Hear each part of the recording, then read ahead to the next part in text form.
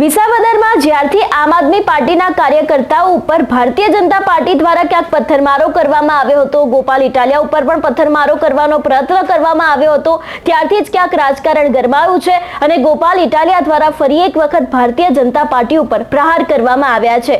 શું છે સમગ્ર વિષય જોઈશું આજના વિડીયોમાં। નમસ્કાર, હું હંસિની અને તમે જોઈ રહ્યા છો નિર્ભય ન્યૂઝ।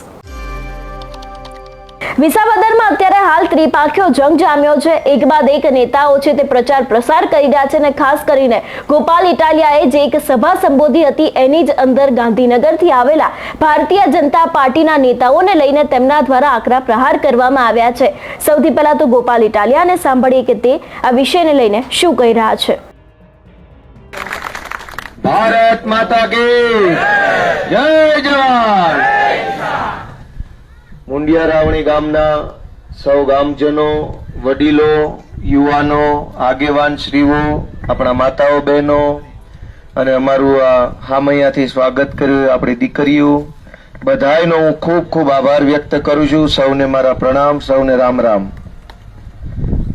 આજે આખું ગામ ભેગું થઈને વાજતે ગાજતે હરખ સાથે ઘોડી પર બેહાડીને આટલા ઉત્સાહથી તમે મને ગામમાં લઈ આવ્યા છો, એ હરખ હું મારા માથા પર રાખું છું। તમારા બધાનો પ્રેમ, તમારા બધાનો આશીર્વાદ અમારા માથા ઉપર।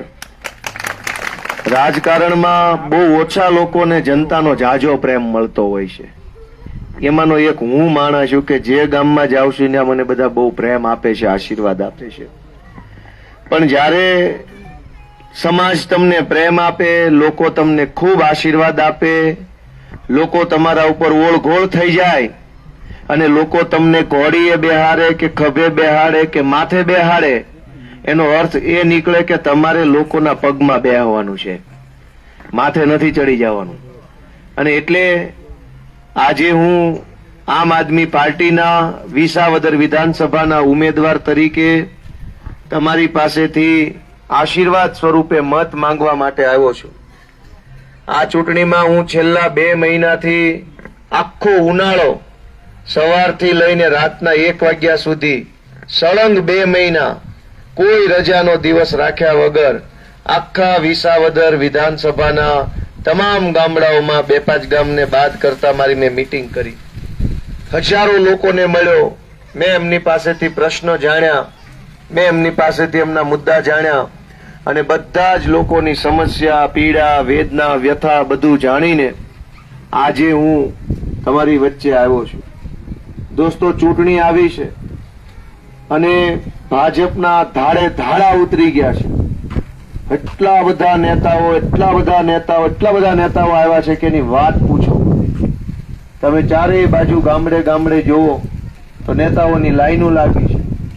હું તો બહુ નાનો માણસ છું, તમારી જેમ જ કોઈ એક નાના એવા ગામડામાં હું ઉછર્યો છું, ખેડૂત પરિવારમાં ઉછેર થયો, ભણ્યો, સરકારી નોકરી મળી, પોલીસ ખાતામાં રાઇટર બન્યો, પોલીસ ખાતાની નોકરીમાંથી રાજીનામું મૂકી દીધું, બીજી વાર પરીક્ષા આપી, પાસ થયો, બીજી વાર નોકરી મળી તો બીજી વારની નોકરીમાં હું જમીન મહેસૂલ વિભાગનો ક્લાર્ક બન્યો, મેં એમાંથી રાજીનામું મૂકી દીધું, વળી ભણ્યો, વકીલ બન્યો, વકીલાત ચાલુ કરી, હવે હું રાજનીતિમાં આવ્યો, ચૂંટણી લડ્યો, એક ચૂંટણી હું હારી ગયો પણ હિંમત ન હાર્યો, નાના માણસો માટેનું હું સતત કામ કરતો રહ્યો। તો આ બીજી વખત તક આવી છે, બીજી વખત ઉમેદવાર બનીને તમારા આશીર્વાદ માંગવા આવ્યો। દોસ્તો, હું અત્યંત સાધારણ પરિવારમાંથી આવું છું। જેમ તમે એક નાના એવા ગામના સાધારણ પરિવારમાંથી રહ્યો છો, જીવો છો, નાનું મોટું કામ કરો છો અને શાંતિથી રહો છો, હું એવા જ પરિવારનો છું। પણ હું રાજકારણમાં હું કામ આવ્યો? હું વકીલ છું, મારી ઉંમર અત્યારે 35 વર્ષ છે। આજથી 14 વર્ષ પહેલા હું સરકારી નોકરીમાં હતો, એનું મેં રાજીનામું મૂકી દીધું, હું અહીંયા આવ્યો। અહીં હું કામ આવ્યો? હું સરકારી નોકરીમાં જ પડ્યો રહેતો, ન્યા જ તે બધા પૈસા, માલ, મલીદો બધું ન્યા જ મળતું હતું। અહીંયા તો સંઘર્ષનો રસ્તો છે, સામે મોટા મોટા દુશ્મનો, ગુંડાઓ, પોલીસ બધાની હારે લડવાનું। પોલીસમાં પડ્યો રહેતો, નોકરી કરતો તો તે દિવસે રાઇટર હતો, 2025માં ફોજદાર બની જતો અને મોટી ખપાળી મારતો તો ખિસ્સાએ ભરાઈ જતા। પણ મેં એ કામ નથી કર્યું। મેં નોકરી મૂકીને હું આ સંઘર્ષના રસ્તા ઉપર આવ્યો। મારી ઉપર ભાજપે 30 FIR કરી, 15 જિલ્લાની જેલમાં પૂરવાનું કામ કર્યું. હું થાક્યો નહીં, ડર્યો નહીં, વેચાણો નહીં, ભાગ્યો નહીં, હતાશ ન થયો અને છાતી કાઢીને ભાજપની સામે લડતો રહ્યો. ત્યારે આજે ભાજપની આખી સરકાર દોડતી થઈ છે દોસ્તો. એક વિધાનસભાની ચૂંટણીની અંદર મુખ્યમંત્રી, કેન્દ્રના 2 મંત્રી, રાજ્યના 10 મંત્રી, ભવિષ્યમાં મંત્રી બનાવશે એવો ગોળ લગાડ્યો હોય એવા 10 મંત્રી, ભવિષ્યમાં વિધાનસભાની ટિકિટ આપવાનું ગાજર બતાવ્યું હોય એવા 25 જણા, ભાજપના 400 મોટા મોટા નેતાઓ આખી વિસાવદર વિધાનસભાના ગામડે ગામડે ફરે છે. તમને બધાને ખબર છે ને? જે ગામમાં તલાટી મંત્રીના ઠેકાણા નથી એ ગામની બજારે કેબિનેટ મંત્રી આંટા મારે છે અને જેને મળે એના ટાંટિયા પકડી લે છે કે ભાઈ મત દેજો, મત દેજો. પણ તો તલાટીના ઠેકાણા તો કરો કે નહીં કાંઈક? આખી કોને મંત્રી લે દોસ્તો, હું તમને એટલી વિનંતી કરવા આવ્યો છું કે એક નાના એવા જુવાનિયાને ચૂંટણી હરાવવા માટે 400 જણાનું ધાડું ઉતર્યું છે અહીંયા. આટલું ધાડું, મંત્રી કેટલા બધા આવ્યા છે, કેન્દ્રના મંત્રી, મુખ્યમંત્રી, આ મંત્રી, તે મંત્રી, મોટી મોટી ગાડીઓ, મોટા મોટા કાફલા, પોલીસની ગાડીઓ ધાડે ધાડા ફરે છે અહીંયા બધી. શું કામ? આપણી કોઈ વાત સાંભળવા માટે નહીં. તમે ભાજપના ઉમેદવારનું ભાષણ ધ્યાનથી સાંભળજો, જ્યાં મળે ત્યાં. ભાજપના પ્રદેશ પ્રમુખનું ભાષણ સાંભળજો, મુખ્યમંત્રીનું ભાષણ સાંભળજો અને ભાજપના ઉમેદવારનો પ્રચાર કરવા આવેલા મંત્રીના ભાષણ સાંભળજો. તમામના ભાષણમાં 2 જ વાત હશે: ગોપાલ આવો છે, ગોપાલ તેવો છે, ગોપાલ ખરાબ છે, ગોપાલના પપ્પા આમ, ગોપાલના મમ્મી આમ, ગોપાલ આમ, ગોપાલ આમ, ગોપાલ આમ, ગોપાલ આમ. 400 જણા આવું કેવા હાટું તમને અહીંયા જણાવવા આવ્યા છે હું કેટલો ખરાબ છું. ગાંધીનગરથી ગાડીઓ આવી છે તમને કહેવા હાટું હું કેટલો ખરાબ માણસ છું. વિચાર કરો. અને હું ખરાબ છું એટલે એને મત આપજો એવા ભાષણ કરે છે આખા વિસાવદર વિધાનસભાના ગામડે ગામડે જઈને. પણ એકેય નેતા ઈ નથી કેતો કે તમને મત આપશું તો ઇકોઝોનનું શું કરશો, રાખશો, ઘટાવશો. ઉમેદવારના એક પણ ભાષણમાં ઇકોઝોનના ઈનો ઉલ્લેખ નથી. તોય પાછા કે છે મને મત આપો, મને મત આપો, જલ્દી મત આપો. 14 વર્ષનો થાય કે રામનો વનવાસ હોય એ પૂરો થઈ જાય, હવે તો અમારો વારો લ્યો. પણ એ તો રામ હોય એનો વનવાસ પૂરો થઈ જાય, રાવણનો તો ચાલુ જ રહે. દોસ્તો, એક પણ મુદ્દાની વાત ભાજપના કોઈ નેતા પાસે નથી. માત્ર મત માંગવા માટે નીકળ્યા છે. લોકોને ભરમાવીને, છેતરીને, ફોહલાવીને, લલચાવીને, ડરાવીને, ધમકાવીને, કારહે ચડાવીને બસ મત જોતા છે, મુદ્દો કાંઈ નહીં. આ વિસાવદર અને ભેસાણના સરકારી દવાખાનામાં એક સારું સાધન નથી. આ ગામમાંથી કોક માંદું પડે ન કરે નારાયણ તો કોઈને એવી ધરપત છે કે મારા બાને હું સરકારી દવાખાને લઈ જાય છે? એમ છે કોઈને ધરપત? ખોટી આ પાડી, ખોટી ના પાડી? કયો મને બધા કે બા બીમાર પડે તો સરકારી દવાખાને લઈ જાઓ. વિસાવદરના ડોક્ટર નથી, સાધન નથી, મશીન નથી, દવા નથી, પંખાય નથી. દોસ્તો, 400 નેતા અહીંયા ઉતર્યા છે, ધાડે ધાડા ઉતર્યા છે. બસ મત દ્યો. ગોપાલ ખરાબ છે, ગોપાલ આવો છે, ગોપાલ તેવો છે, એટલું કરતા જાય છે, મત માગતા જાય છે. પણ દવાખાનામાં ડોક્ટર કેદી આવશે, દવા કેદી આવશે એની ચર્ચા એકેય નેતા નથી કરતો. અનેક ગામડાની અંદર, મને એક ગામમાં છોડવડી ગામથી હું આગળના રોડે નીકળ્યો હતો ભેસાણથી. એટલે ગાડીઓ મારી 4-5 ગાડીઓ નીકળી એટલે એક માડી ઊંચા થઈને આમ હાથ ઊંચો કરીને આમ કરીને કંઈક બોલતા હતા. ગાડીઓ હાલતી હતી, એને નથી ખબર કઈ ગાડીઓ, પણ માડીને એવું લાગ્યું હશે કે આ જાજી ગાડીઓ નીકળે છે, ચૂંટણી છે એટલે આ કોઈક નેતા બેતા હશે, લાવો આને કંઈક કહો, આમ કરતા હતા. એટલે મેં ગાડી ઊભી રાખી, હું ગાડીમાંથી ઉતર્યો. મારી શું છે એટલે મને એને એમ કીધું કંઈક બસું આવે એવું કરો, 100 નકરાતે. સાંભળજો વાત. મારી પાસે માડીનો ફોટો છે. મેં એને કીધું કે મારી શું છે? ઈ કે ભાઈ અમારે સરકાર એમ કે છે કે બેટી બચાવો ને બેટી પઢાવો. આ અમારે દીકરી કેમ ભણાવવાની? ગામમાં બસ આવતી નથી, રોજ ઈ કે સવારે ભેસાણમાં મૂકવા જવાની છોકરીને અને બપોર લેવા જવાની, તો ખેતરે કેદી જવાનું?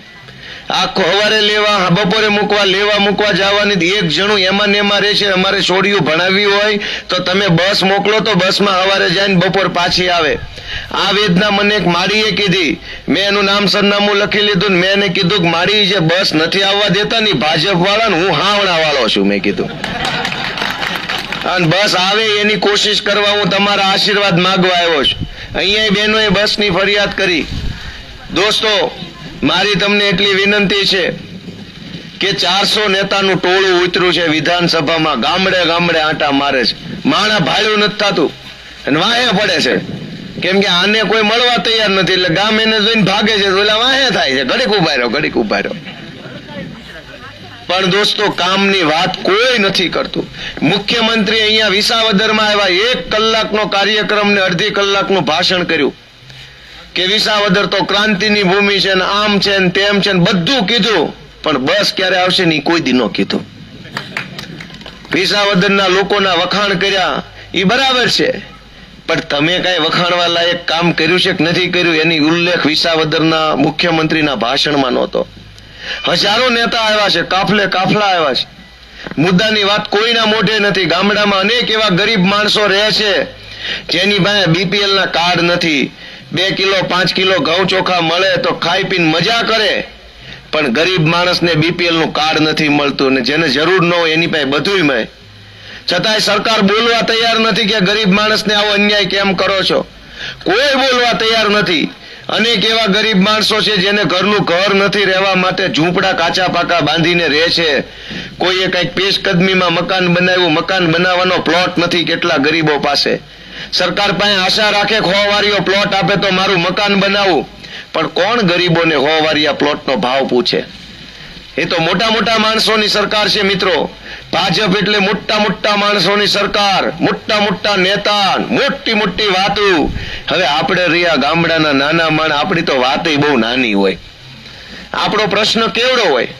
ભાજપમાં મોટા નેતાઓ છે, એ ભાષણ કરે ને તો એમ કે મિત્રો 500 કરોડની યોજના બની ગઈ એમ કે. હવે આપણે 250 રૂપિયાનું કામ હોય, યોજના આવે 500 કરોડની.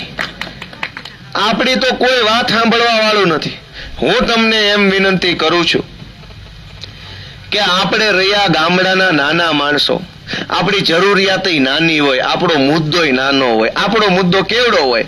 કૂપનમાં નામ ચડાવવું છે, નામ કઢાવવું છે, આવકનો દાખલો કઢાવવો છે, દીકરા દીકરીઓ ભણે છે તો ઈડબ્લ્યુએસ નું, ઓબીસી એસસી એસટી નો દાખલો કઢાવવો છે, ખેડૂત ખાતેદાર છે વારસાઈ કરાવી છે, દીકરાના નામે જમીન ચડાવવી છે, કઈક આવાસ યોજના મકાન મળતું હોય તેનું ફોર્મ ભરવું છે, સબસિડી વાળું તગારું પાવડો મળતો હોય તો ઈ જોતું છે, ગામમાં બ્લોક નાખવા છે, આ થાંભલે લાઈટ ઉડી ગઈ હોય તો લાઈટ નાખવી છે, બસ આવે તો બસ આવવા દેવી છે. ગામડામાં આનથી મોટું કઈ કામ હોય કોઈને?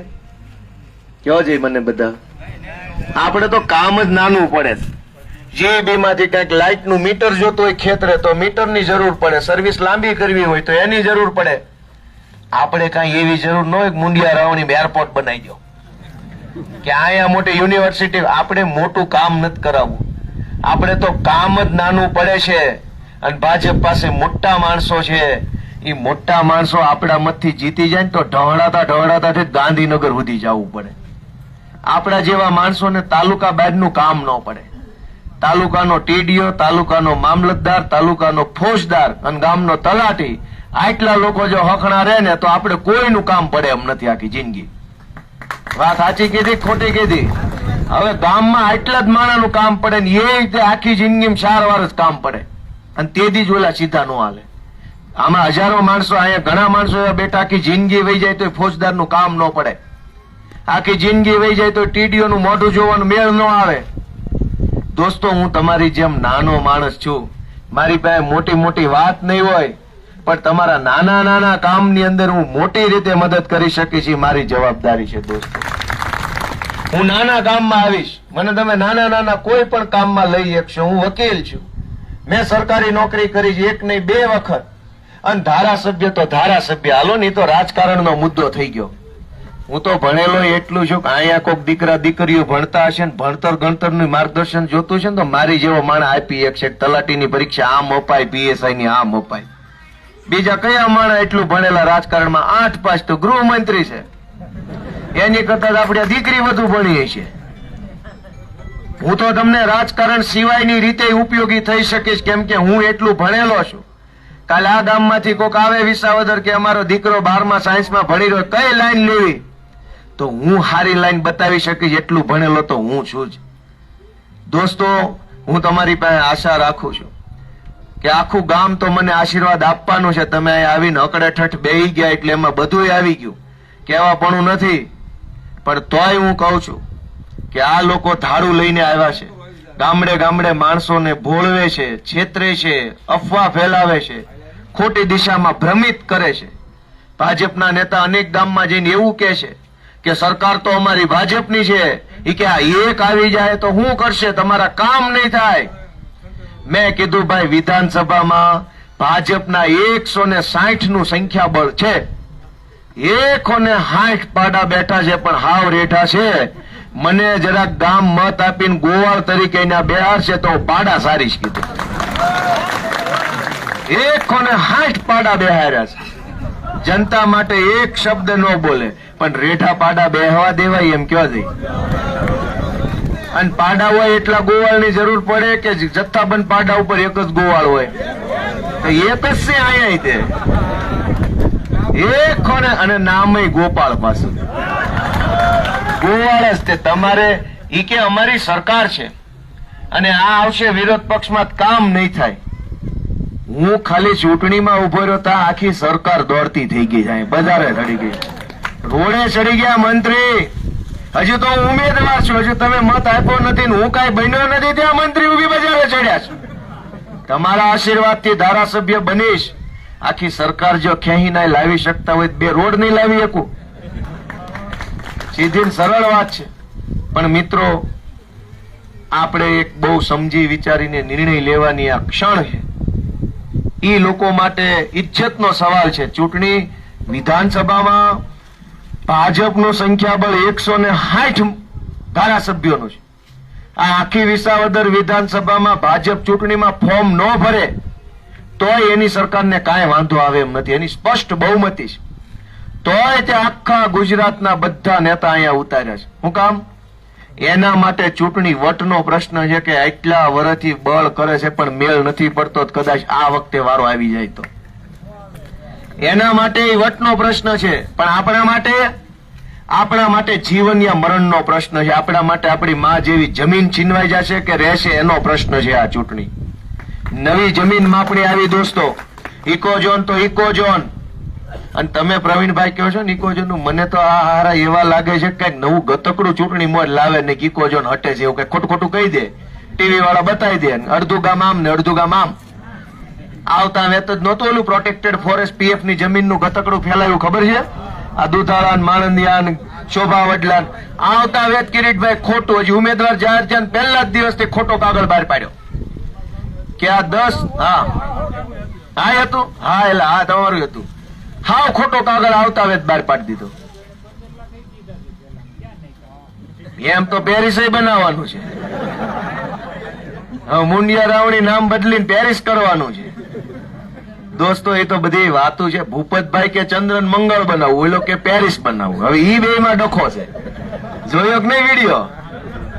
આમાં કઈ માંડવીના પૂરા ભાવ આવે તો પેરિસ જ છે. કઈ ને કઈ ટેકાના ભાવના ખરીદી કેન્દ્રમાં બધાએ ખેડૂતોને લૂંટી લીધા ભાજપ વાળાએ. શરમ ન આવી, કોઈને દયા ન આવી કે આ ખેડૂતે કેમ એટલે આ 5 ખાંડી માંડવી પકવી છે, ઘરે લાવ્યા, ટ્રેક્ટરમાં ભરી 3-5 દિનના વેફરના પડીકા ખાઈને લાઈનમાં ઉભા રહે, વારો આવે તેથી ખાંડીએ 5000 માગે.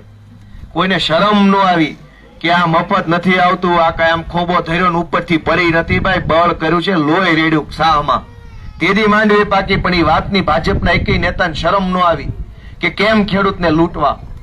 અને અત્યારે કૃષિ મંત્રી શેરીએ શેરીએ આંટા મારે છે.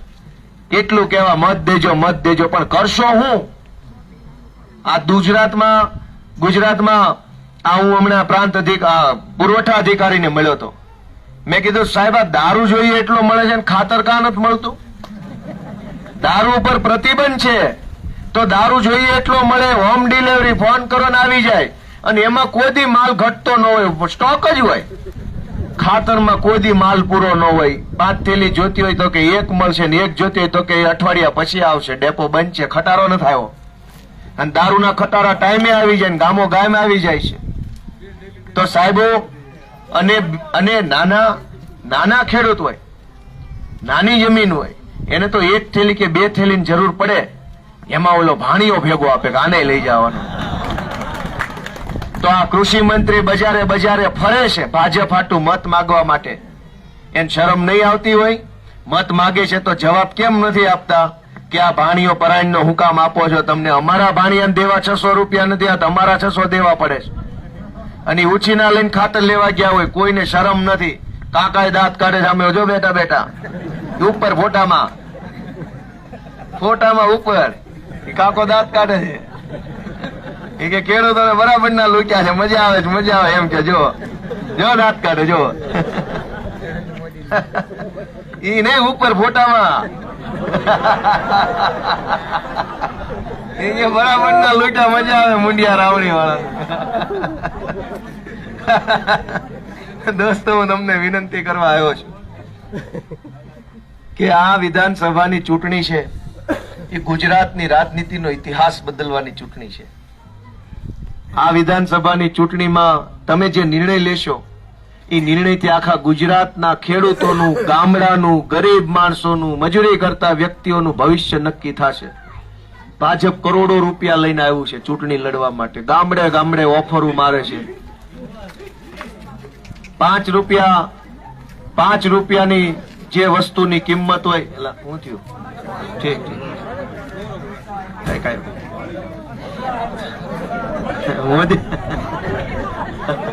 હવે હું મારી વાત પૂરી કરું કે દોસ્તો, આ ભાજપના માણસો ચૂંટણી ટાણે પૈસા વેચે, દારૂ વેચે, પોલીસ મોકલે, જીબી વાળા મોકલે અને ગામની અંદર લોકોને ભરમાવાનું કામ કરશે. પણ તમે મક્કમ રહેજો એવી મારી વિનંતી છે. આ લોકોએ ચૂંટણી હારવાના છે એને ખબર પડી ગઈ છે. બધાના મોઢાની ચમક ઉતરી ગઈ છે. ભાષણો કરે તોય કાણે આવ્યા હોય એમ બોલે છે, ખરખરો કોકનો કરવા માટે. કોઈને હવે કઈ કળ રહી નથી. પણ હવે કેવું કરવું? હવે અહીં ચડી ગયા છે ઘોડે તો હવે તબડક કરે છે પણ મેળ પડવાનું નથી. પણ છતાંય કોશિશ પૂરેપૂરી કરશે. હું કામ? કેમ કે એના ધંધા એવા છે. બોગસ મતદાન કરવાની ભયંકર કોશિશ કરશે એવું મારું માનવું છે. આપણા ગામમાં કોઈ પણ જગ્યાએ બોગસ મતદાન ન થાય એની ખાસ મારા વાલા કાળજી લેજો બધા. કેમ કે 50 મત ખોટા નાખી જાય અને 50 મતથી રિઝલ્ટ બદલાઈ જશે તો અસલ મતની કિંમત શું રહે? ઉપલા ખોટા 50 મતથી નિર્ણય બદલાય તો અસલ 200 મતનું કિંમત શું? આપણે બધા જાગૃત રહેવાનું છે. મતદાનના દિવસે કોઈ મત આપ્યા વગર બાકી ન રહી જાય. અને ખાસ વાત કે તમે મત આપવા જાઓ ત્યારે એના 2 મશીન પડ્યા છે, 1 નહીં હોય 2 હશે. આ વખતે ઉમેદવાર જાજા છે એટલે મશીન 2 છે. એમાં એક મશીનમાં પેલા વાદળી કલરના દબાવવાના જે બટન આવે એ બધા જ બટન ભરેલા છે એક મશીનમાં. બીજા મશીનમાં એક જ વાદળી બટન હશે અને બાકીના બધા ખાલી હશે. તો જે આખું ભરેલું મશીન હોય એ આખા ભરેલા મશીનમાં ઉપરથી પહેલા નંબરનું બટન મારું છે, જેમાં એકડો લખ્યો હશે, ઇટાલિયા ગોપાલ લખેલું હશે, મારો ફોટો હશે, હાવણાનું નિશાન હશે અને લાઈનમાં ઝાડુનું બટન હશે. દોસ્તો, તો ભૂલ ન થાય ખાસ ધ્યાન રાખજો.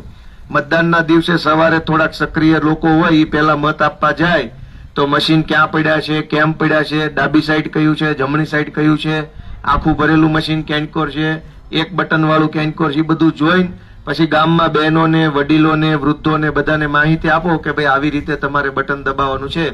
તો મત આપવામાં ફેરફાર ન થાય, ભૂલ ન પડી જાય, આપણો મત વેડફાઈ ન જાય. તો આટલી વાત સાથે હું આખા ગામનો ખૂબ ખૂબ આભાર વ્યક્ત કરું છું.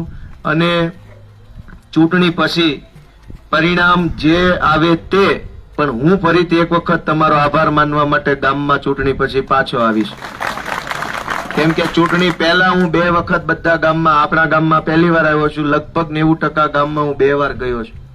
અને ચૂંટણી પછી પણ મારું જવાનો પ્લાનિંગ અત્યારથી અમે તો હરીશભાઈ અમે બધા ગોઠવી નાખ્યો છે. પરિણામ માનો 23 તારીખે આવે તો 25 હું કરશું, 26 હું કરશું, 28 હું કરશું, એ પ્લાનિંગ અમારો અત્યારથી ગોઠવાઈ ગયેલો છે. એટલે હું તમારા બધાના આશીર્વાદ માંગુ છું. ઝાડુના નિશાન ઉપર મત આપજો. 18 વર્ણને બધી જ્ઞાતિને મારી 2 હાથ જોડીને વિનંતી છે કે બાપા ટાણું ચૂકતા નહીં. આ બહુ મોટું ટાણું આવ્યું છે. વર્ષો પછી આપણા હાથમાં રાજનીતિમાં બદલાવ લાવવાનો આ સમય આવ્યો છે. એક તરફ મહાશક્તિશાળી માણસો છે, એની પાસે પૈસાની, પોલીસની, માણસોની, ગુંડાઓની બધી જ તાકાત છે. એક બાજુ તમારી જેવા સામાન્ય ઘરમાંથી આવતો હું એક છોકરો છું, પણ અમારી નિષ્ઠાનું બળ એવું છે, નૈતિકતાનું બળ એવું છે, પ્રમાણિકતાનું બળ એવું છે, સત્યના રસ્તે ચાલવાનું બળ એવું છે કે આખી સરકાર અમારી સામે ટૂંકી પડે છે. એ વાતનો અમને ગર્વ છે. આખા ગુજરાતમાંથી ધારે એને ખરીદી લે, ધારે એને બીવડાવે, ધારે એને ઘરે બેહાડી દે, પણ તમારા બધાના આશીર્વાદથી આ મારી જેવો એક નાનો એવો છોકરો એની સામે ટકી ગયો છે. ઓલું વાવાઝોડું આવે ને કેમ ઝાડનું એક ઠૂંઠું આમ નામ ઊભું રહે, હલે નહીં, એમ ઠૂંઠાની જેમ અમે આમ ઊભા રહી ગયા છીએ. હલવાના નથી. ભાજપનું વાવાઝોડું ભલે આવે ને વયું જાય, પણ દોસ્તો તમારા આશીર્વાદ મને મળે એવી પ્રાર્થના છે. માતાઓ બહેનોના આશીર્વાદ મળે એવી પ્રાર્થના છે. બધા યુવાનોને, વડીલોને બધાને મારા પ્રણામ. સૌને જય શ્રી કૃષ્ણ, જય કિસાન.